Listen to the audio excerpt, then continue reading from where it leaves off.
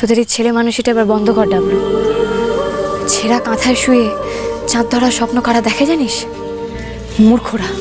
যা হয়েছে তাই এবার একেবারে শেষ হোক। হ্যাঁ, আমারও তাই মনে হয় জানিস। এইসব থানা, পুলিশ, হাজতবাস এইসব হওয়ার পর তখন আর সম্বন্ধের কথা বলা যায় নাকি? আর আমি বললেও তারাই বা মানবে কেন? তারা তো শুনবে না আমার কথা। কি গো মা, তুমি না গিয়ে আগাম এত গল্প বানিয়ে বলছো কেন গো? তোমার একটু কথা শোনাবে এই তো, তবু আমাদের চেষ্টা তো করতে হবে নাকি? আরে মেয়েটা জীবনে কোনোদিনও নিজের ভালো লাগার কথা মুখ ফুটে বলেনি। আজকে যখন একটু ভালো লাগার কথা বলেছে, তুমি মা হয়ে সেটুকুনি শেষ চেষ্টাটা করবে না? আর তাছাড়া তুমি তো আর একা যাবে না, তারাও বললো ওর পরীক্ষা শেষ হলেই ও আসবে, দরকারে ও তোমার সাথে যাবে। অসুবিধাটা কোথায়? তারা তারা কি করে জানলো ওর তো পরীক্ষা? আরে ও নতুন ফোন কিনেছে, সেটা তোকে বলার জন্য ফোন করেছিল। আমি ধরেছিলাম, আমি ওকে সব বলেছি। তোকে কেন বলতে গেলি দিদি? জানিস তারা ভীষণ খুশি, বললে এই বিয়ে হবেই হবেই। আকাশ, মেজদির ফোন।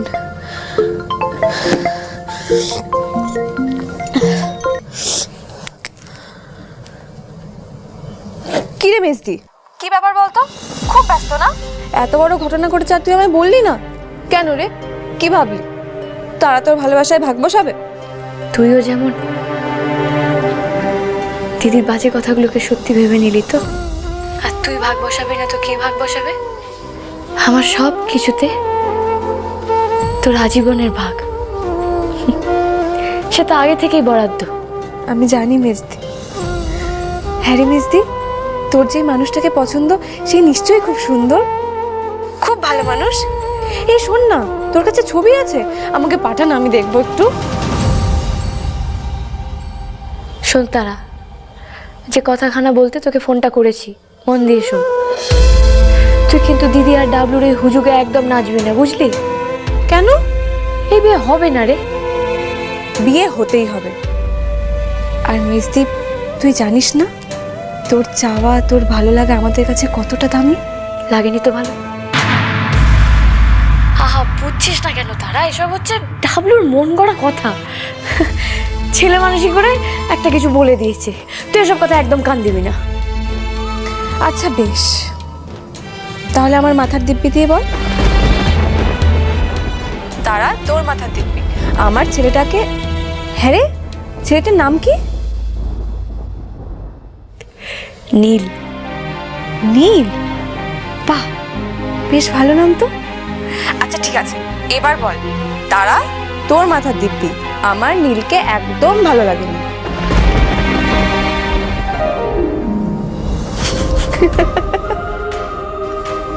কি রে, বলতে পারলি না তো?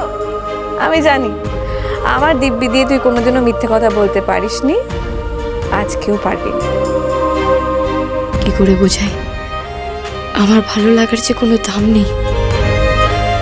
উনি আমায় ঘেন্না করেন, ঘেন্না। শোন, প্রথম ভালোবাসা অস্বীকার করবে কেন? বরং ঠাকুরের কাছে প্রার্থনা কর, তোর যাকে ভালো লেগেছে তোর কপালে যেন তার নামই লেখা থাকে, তোর যেন তার সাথেই বিয়ে হয়। সবার তো আর তেমন কপাল হয় না রে মিস্তি, তোর যেন হয়। কার তেমন কপাল হয় না? কার কথা বলছিস তুই তারা? আরে না না, কিছু না কিছু না। সত্যি করে বল, তুই কি? আরে বাবা, আমার কিছু না। শহরে থাকি, বন্ধু বান্ধবকে দেখছি যে চারিদিকে শুধু বিরহ আর বিরহ। তুই না, শোন না, আমি বলছি আমি ফোনটা রাখি, আমি তোকে পরে ফোন করবো, ঠিক আছে? টাটা।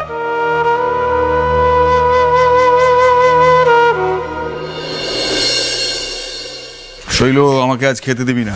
কি মা, সে কি? কেন? খেতে পারবো না। যা কিছু ঘটে গেল তারপরে সবার সঙ্গে পাত পেরে আমি খেতে পারবো না।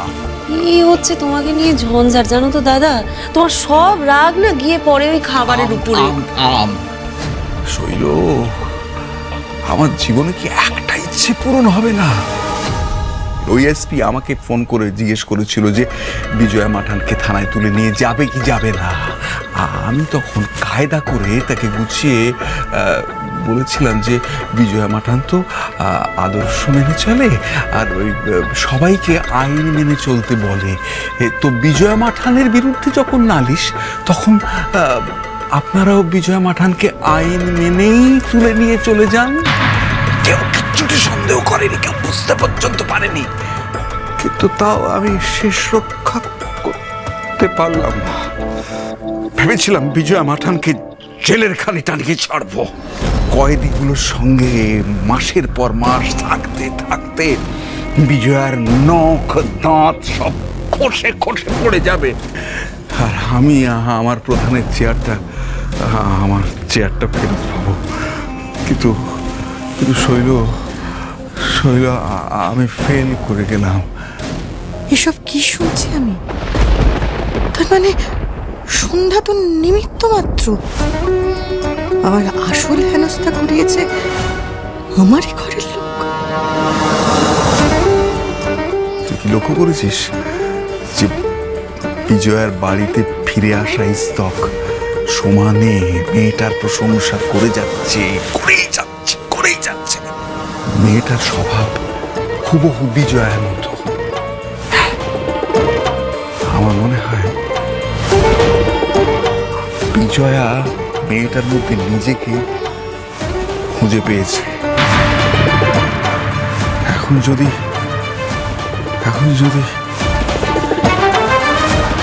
তাহলে তো সর্বনাশ হয়ে যাবে।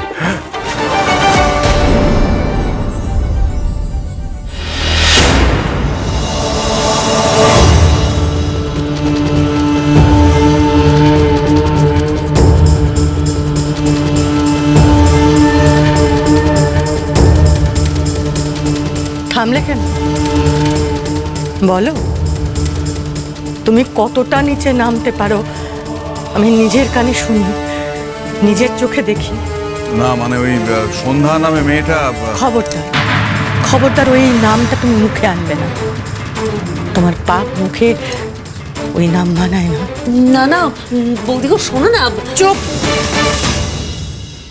স্বামী স্ত্রীতে কথা হচ্ছে শৈল, তোমার ব্যবস্থা বরং পরে করি আমি।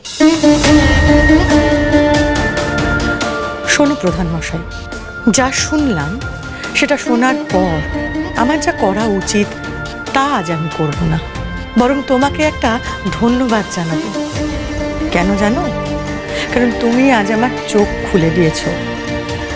তুমি কেমন মানুষ আমি তা জানতাম, কিন্তু আমাকে জব্দ করার জন্য তুমি এতটা নিচে নামতে পারো সেটা জানা ছিল না।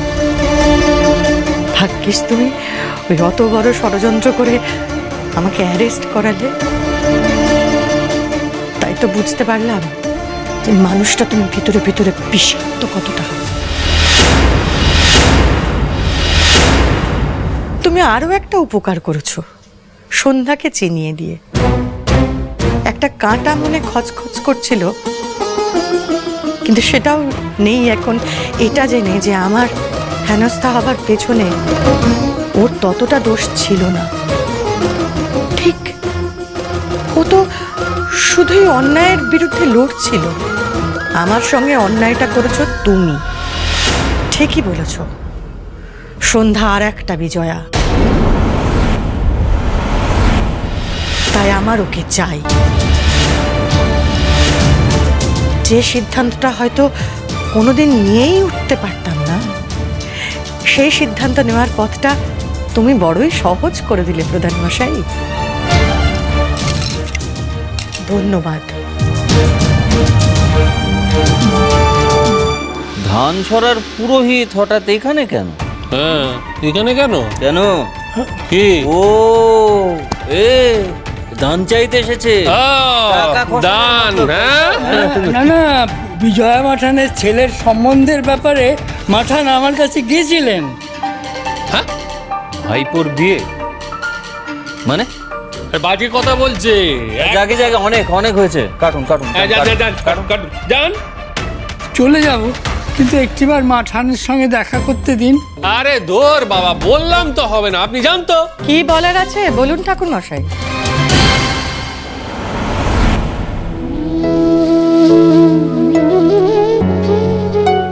দুটো কথা বলেই চলে যাব।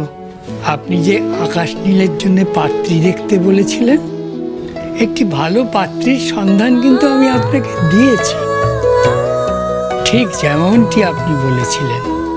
তার আর দরকার হবে না ঠাকুর মশাই। আমার নীলের জন্য, মানে আমার ছেলে আকাশ নীলের জন্য পাত্রী আমি নিজেই খুঁজে নিয়েছি।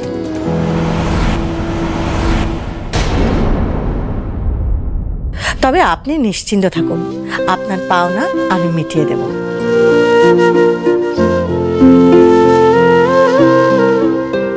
এটা কি হলো বৌদিমা?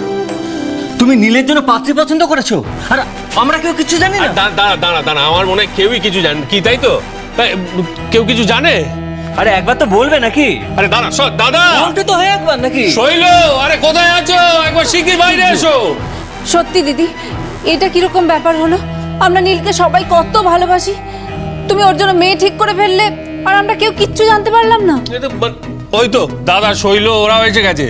আচ্ছা বৌদিমা, তুমি এবার বলো তো যে নীলের জন্য কোন পাত্রী তুমি ঠিক করলে?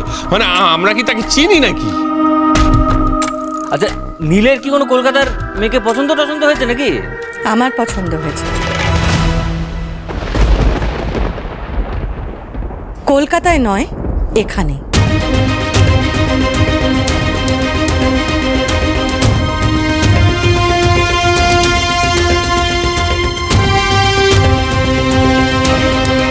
পাত্রের বাড়ি ধানছড়া গ্রামে, নাম সন্ধ্যা চক্রবর্তী।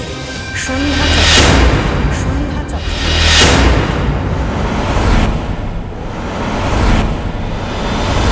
সন্ধ্যা তারা, সন্ধ্যা তারা, চলো চলো চলো চলো পাল্টাই।